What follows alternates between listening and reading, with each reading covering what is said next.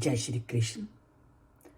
अर्जुन ने जब श्री कृष्ण के आगे यह इच्छा रखी कि हे कृष्ण, मुझे बताइए कि आप कौन हैं और मैं आपके स्वरूप को जानना चाहता हूं, तो उस समय अर्जुन ने के पूछे गए प्रश्नों का उत्तर भगवान श्री कृष्ण कैसे देते हैं, उसको हम आज के श्लोक में जानते हैं।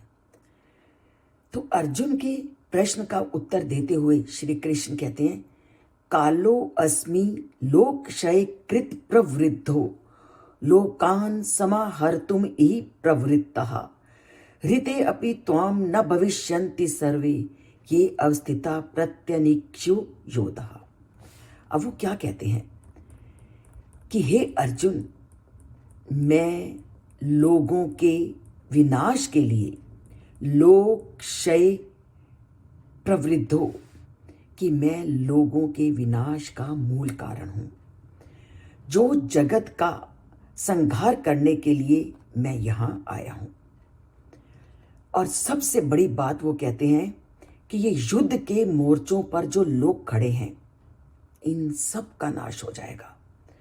तुम्हारे अलावा ये युद्ध में जितने भी लोग खड़े हैं, इन सब लोगों का विनाश निश्चित है।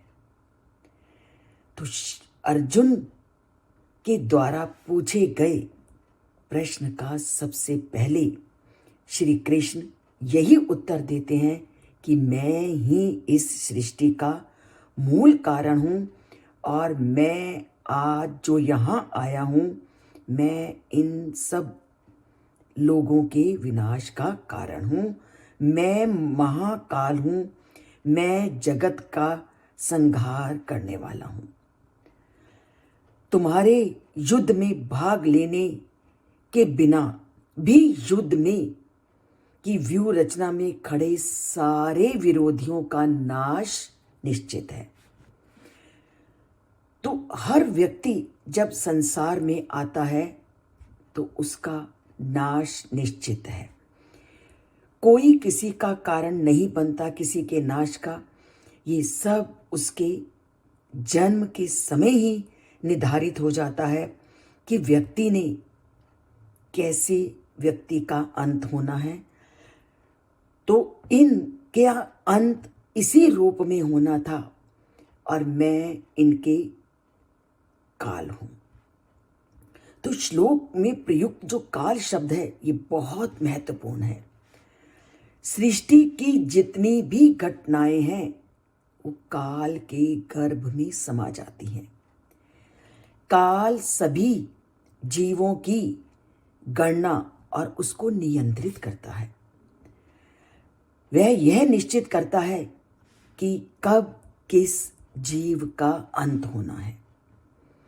इसलिए श्री कृष्ण अर्जुन को कहते हैं कि तुम्हारे युद्ध के में भाग न लेने के पश्चात भी युद्ध भूमि की व्यूह रचना में खड़ी सेना का विनाश होगा ही, क्योंकि भगवान संसार के निर्माण की विशाल योजना के अनुसार ऐसा होना भगवान की इच्छा है। तो जो धरती पर आया है, उसके आने के साथ साथ उसके काल गणना निश्चित हो जाती है।